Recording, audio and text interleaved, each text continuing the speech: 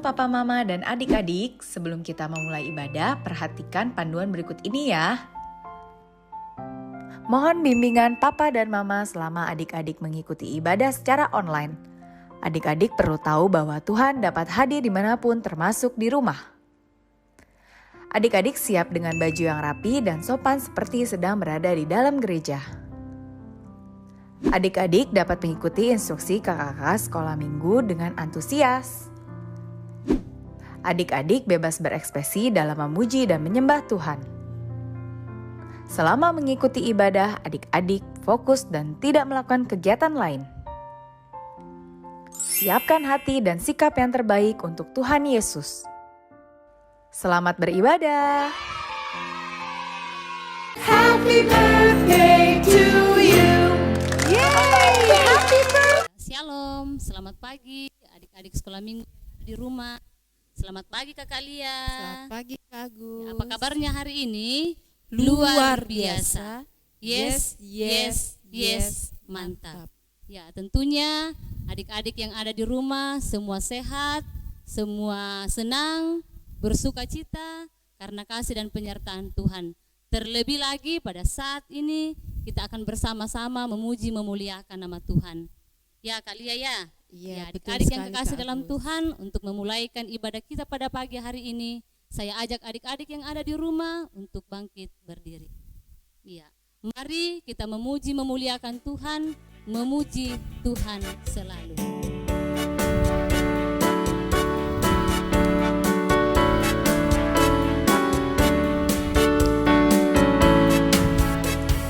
Memuji Tuhan selalu, mari kita puji Dia. Memuji Tuhan selalu, mari kita puji Dia.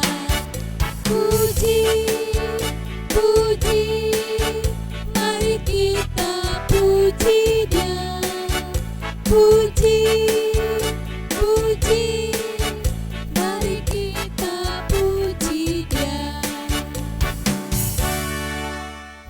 Nah adik-adik, kita masih tetap berdiri, kita satu di dalam doa, kita berdoa. Bapa di surga, terima kasih atas penyertaan-Mu di tengah-tengah kehidupan kami. Sekalipun kami masih di rumah masing-masing, tetapi kami yakin dan percaya ibadah kami boleh jadi sesuai dan seturut kehendak-Mu. Di dalam nama Tuhan Yesus kami berdoa. Amin. Silahkan duduk kembali adik-adik. Ya, adik-adik yang kekasih dalam Tuhan, kita memuji Tuhan, pujilah Tuhanku selama-lamanya.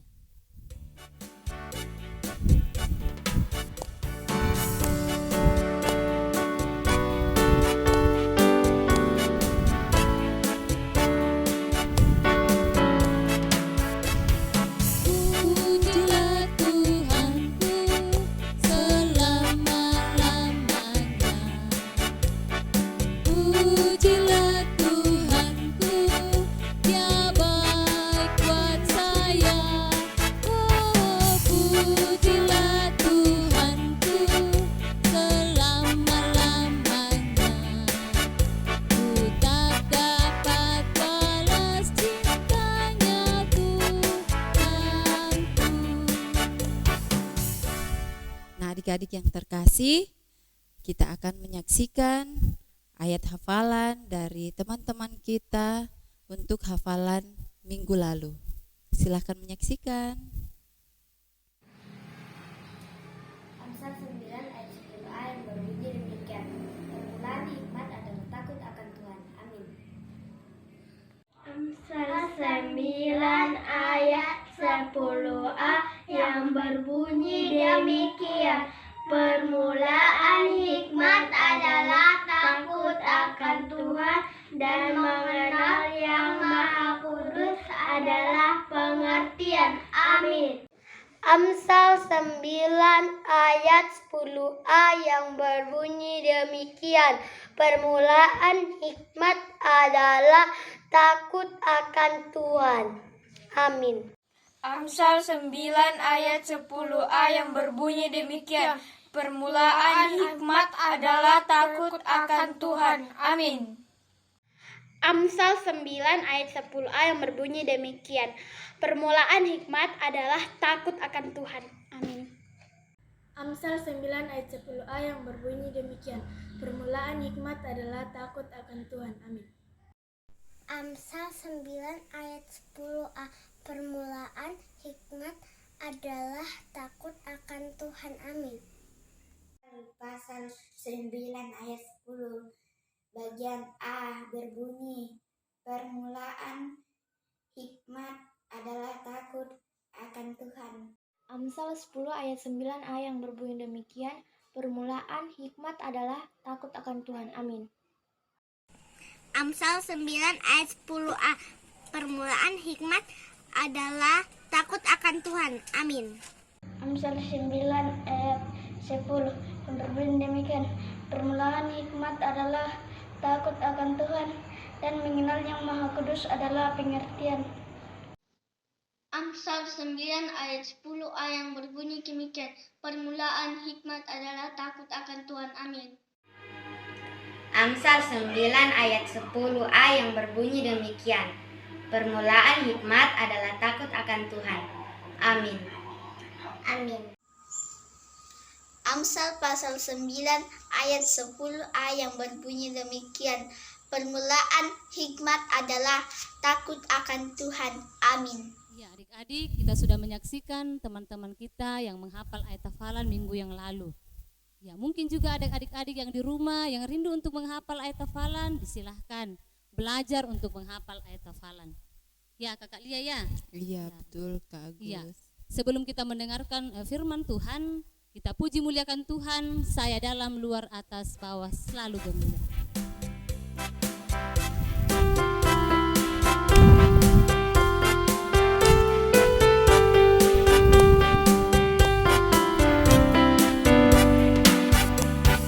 Dalam, luar, atas, bawah selalu gembira. Saya dalam, luar, atas, bawah selalu gembira. Sejak ku terima Yesus, Dia basuh dosaku.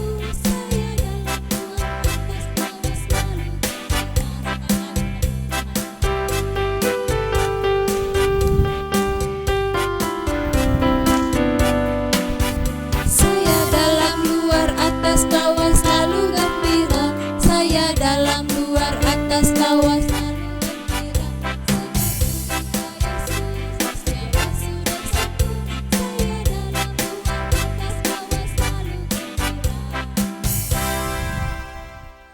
Sekarang kita mau mendengarkan firman Tuhan, dan sebelum kita mendengarkan cerita firman Tuhan, kita mau berdoa dulu. Kita berdoa.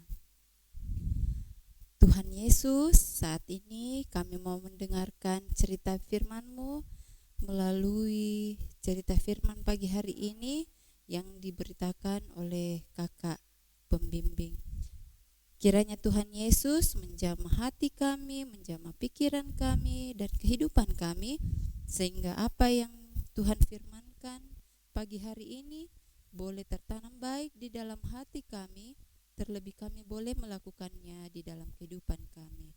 Berfirmanlah Tuhan, karena kami siap mendengarkan firman-Mu. Di dalam nama Tuhan Yesus kami berdoa. Amin. Ya, selamat pagi adik-adik. Nah, saat ini kita akan belajar bersama dari kebenaran firman Tuhan. Namun sebelum itu mari kita siapkan Alkitab kita. Kita buka dari kitab 1 Raja-Raja pasalnya yang ke-5 sampai 6 dan pasal 9 ayat 1 sampai 9. 1 Raja-Raja pasalnya yang ke-5 sampai 6 dan pasalnya yang ke-9 ayat yang pertama hingga ayatnya yang ke-9. Di bawah satu tema yaitu Salomo membangun bait Allah. Salomo membangun bait Allah. Nah, adik-adik, seperti cerita tentang firman Tuhan pada minggu lalu, kita ketahui bersama bahwa Salomo merupakan anak dari Raja Daud. Anak dari Raja Daud. Dan Raja Daud hidup sesuai dan berkenan di hadapan Tuhan. Nah, sehingga ia berjanji bahwa ia akan memberkati bangsa Israel dan tidak akan pernah meninggalkan bangsa Israel. Nah, Raja Daud dalam masa tuanya, ia berpesan kepada Raja Salomo agar hidup sesuai dan berkenan juga kepada Allah. Dan setelah Raja Daud ini meninggal, Raja Salomo pun hidup sesuai dengan apa yang dipesankan oleh ayahnya. Ia juga beribadah kepada Allah, ia takut kepada Allah, dan ada rencana yang Raja Daud ingin lakukan pada masa hidupnya, yaitu membangun bait suci Allah. Karena selama 400 tahun bangsa Israel ini beribadah dalam kemah-kemah. Nah, mereka beribadah dalam kemah-kemah, sehingga hal ini yang membuat Raja Daud semasa hidupnya berinisiatif untuk membuat atau membangun bait suci Allah. Namun hal ini tidak kesampaian, sehingga yang melanjutkan rencana ini adalah Raja Salomo anaknya. Nah, dalam firman Tuhan kita pada pagi hari ini di bawah satu tema Salomo membangun bait Allah.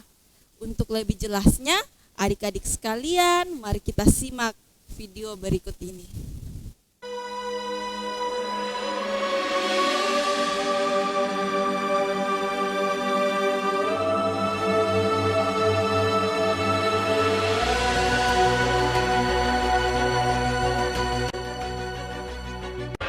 Bahwa Salomo telah diurapi menjadi raja menggantikan ayahnya.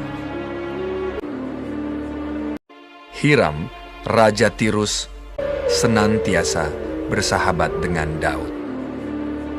Lalu Salomo mengutus orang kepada Hiram dengan pesan, "Engkau tahu bahwa Daud ayahku tidak dapat mendirikan sebuah rumah bagi nama Tuhan Allahnya, oleh karena musuh-musuhnya memerangi dia.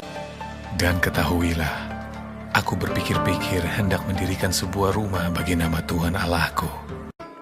Maka segera sesudah Hiram mendengar pesan dari Salomo itu, ia sangat bersukacita serta berkata, "Terpujilah Tuhan pada hari ini, karena ia telah memberikan kepada Daud seorang anak yang bijaksana untuk mengepalai bangsa yang besar ini." Lalu Hiram mengutus orang kepada Salomo mengatakan, "Aku telah mendengar pesan yang kau suruh sampaikan kepadaku. Aku akan melakukan segala yang kau kehendaki. Sementara itu engkau hendaknya menyediakan makanan bagi seisi istanaku."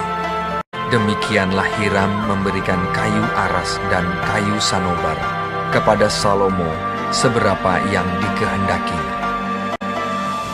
Lalu Salomo memberikan kepada Hiram 20.000 kor gandum dan 20 kor minyak tumbuk, bahan makanan bagi seisi istananya tahun demi tahun. Dan Tuhan memberikan hikmat kepada Salomo seperti yang dijanjikannya kepadanya. Maka damai pun ada antara Hiram dan Salomo. Lalu mereka berdua mengadakan perjanjian. Raja Salomo mengerahkan orang Rodi, ada 30.000 orang, 70.000 kuli, dan 80.000 tukang pahat di pegunungan. Belum terhitung para mandur kepala Salomo, yakni 3.300 orang banyaknya, yang mengawasi rakyat yang mengerjakan pekerjaan itu. Dan raja memerintahkan supaya mereka melinggis batu yang besar, batu yang mahal-mahal. Maka tukang-tukang Salomo dan tukang-tukang Hiram serta orang-orang Gebal memahat dan menyediakan kayu dan batu untuk mendirikan rumah itu. Dan terjadilah pada tahun ke-480, sesudah orang Israel keluar dari tanah Mesir. Pada tahun ke-4 sesudah Salomo menjadi raja atas Israel. Maka Salomo mulai mendirikan rumah bagi Tuhan. Rumah yang didirikan Raja Salomo bagi Tuhan itu 60 hasta panjangnya dan 20 hasta lebarnya dan 30 hasta tingginya. Kemudian datanglah firman Tuhan kepada Salomo demikian, bahwa aku akan diam di tengah-tengah orang Israel dan tidak hendak meninggalkan umatku Israel.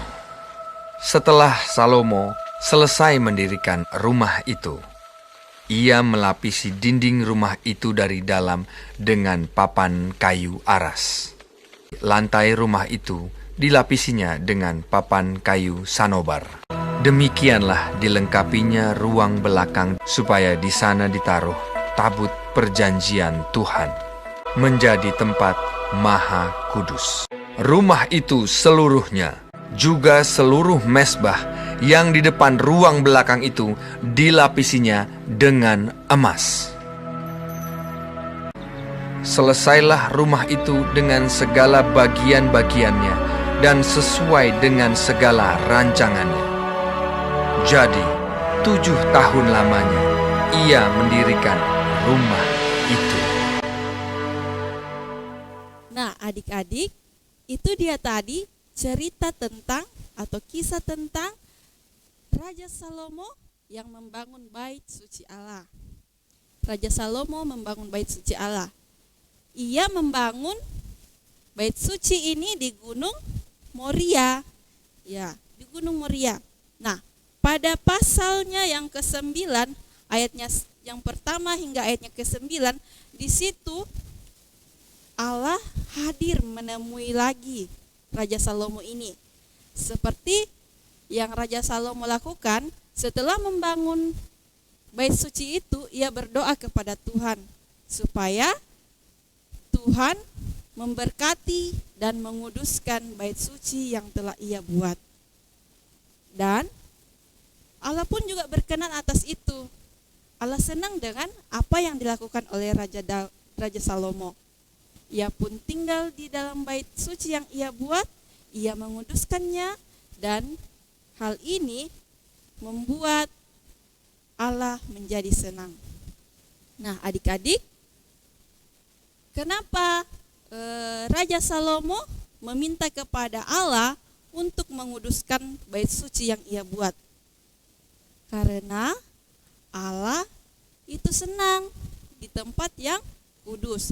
Allah itu tinggal di tempat kudus karena Allah sendiri itu adalah kudus. Kudus artinya tidak berdosa, tidak bercacat, dan tidak kotor. Nah, adik-adik, sama seperti gereja yang kita tempati beribadah, Allah telah menguduskannya.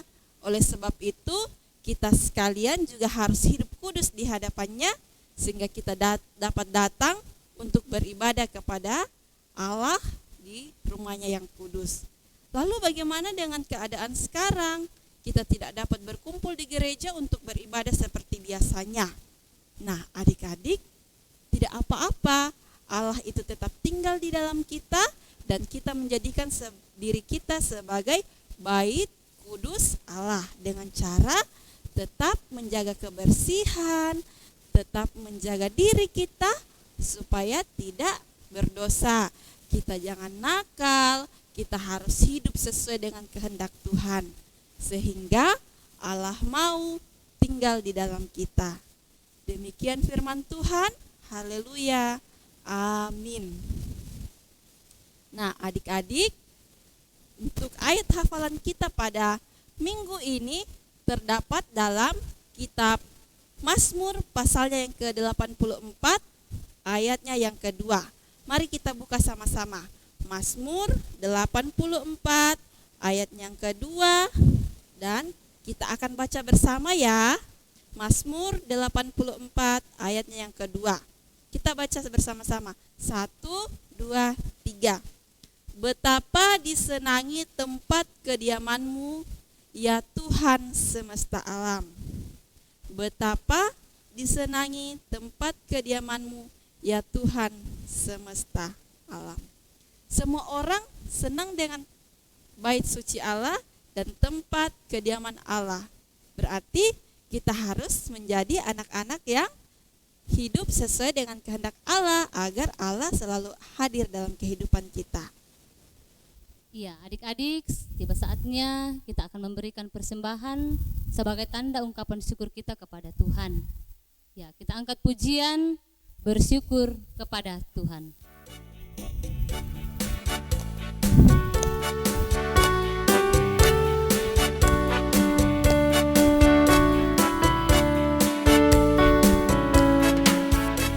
Bersyukur kepada Tuhan, bersyukur kepada Tuhan, sebab Dia baik. Bersyukur kepada Tuhan sekali lagi.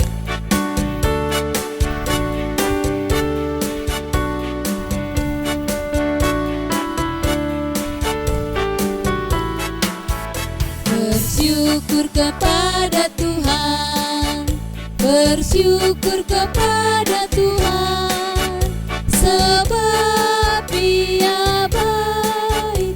Bersyukur kepada Tuhan. Ya, adik-adik, kita sudah memberikan uang kita sebagai persembahan. Oleh sebab itu, mari kita datang membawanya ke hadapan hadirat Tuhan dengan berdoa. Mari kita lipat tangan kita tutup mata, kita berdoa. Ya Allah Bapa dalam sorga, terima kasih karena pada saat ini kami sudah beribadah kepadamu. Bapa dalam sorga, dalam ibadah kami ini, kami sudah mendengarkan firman Tuhan, di mana ya Tuhan, kiranya kami menjadi anak-anak yang senantiasa hidup sesuai dan seturut kehendak-Mu. Sehingga ya Tuhan, Engkau tetap tinggal di dalam hati kami. Bapa dalam sorga, kami juga telah memberikan uang kami sebagai persembahan. Kiranya Engkau memberkati sehingga uang kami ini dapat dipergunakan untuk kelebaran akan firman-Mu di tengah-tengah kami sekalian. Dan yang masih ada pada sisa orang tua kami, kiranya Engkau memberkati juga sehingga itu semua dapat kami gunakan untuk melanjutkan hidup yang Tuhan masih anugerahkan kepada kami. Bapa dalam sorga, kami juga membawa segala kehidupan kami, adik-adik sekolah minggu-Mu, di mana ya Tuhan, kiranya Engkau tetap memberkati kami dalam segala aktivitas kami, baik itu kami bermain, bersekolah, maupun membantu orang tua. Bapa dalam sorga, kiranya Engkau tetap memberkati kami sekalian. Engkau menjaga kami, melindungi kami, sehingga kami dapat senantiasa menjalankan tugas dan tanggung jawab yang Tuhan telah berikan kepada kami dengan baik. Bapa dalam sorga, kami juga bersyukur bersama teman-teman kami yang berulang tahun selama minggu ini. Bapa kiranya memberkati dalam usia yang baru, kiranya Tuhan terus memberikan mereka hikmat, kebijaksanaan, akal budi, sehingga mereka dapat tumbuh menjadi anak-anak yang mengenal Engkau.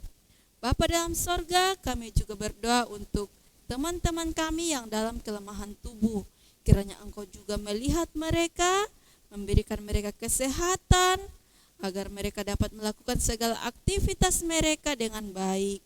Bapa dalam sorga, Engkau memberkati segala obat-obatan yang mereka minum, sehingga dari itu semua ya Tuhan, kesembuhan yang asalnya daripada Engkau dapat mereka peroleh.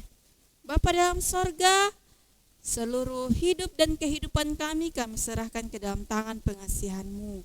Biarlah jadi sesuai dengan seturut kehendak-Mu. Inilah doa kami, seru sembahyang kami, yang kami bawa di dalam nama anak-Mu Yesus Kristus. Itulah Tuhan dan Juru Selamat kami yang hidup. Amin. Iya, adik-adik, kita akan menutup ibadah kita pada saat ini.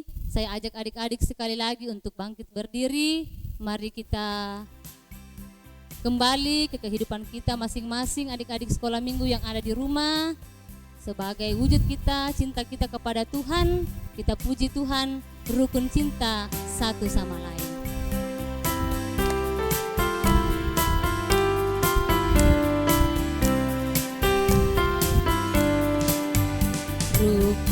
Cinta satu sama lain, itulah maunya Tuhan. Rendah hati serta ramah tamah, itulah maunya Tuhan. Tunjukkan, saksikan, Tuhan minta buktinya. Tunjukkan, saksikan, Tuhan minta buktinya.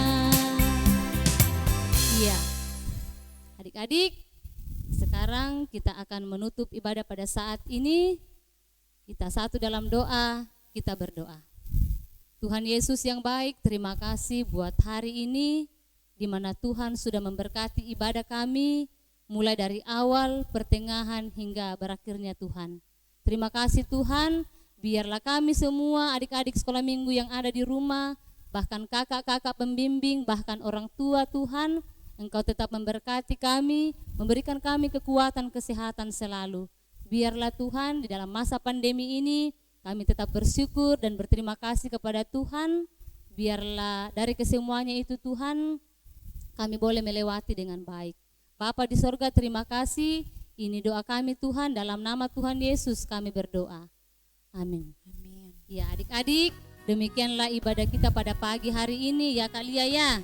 Ya adik-adik yang ada di rumah tetap menjaga kesehatan, makan makanan yang bergizi, selalu mencuci tangan, selalu memakai masker jika berada di luar, dan tetap jaga kesehatan, dan selamat hari Minggu. Tuhan Yesus memberkati.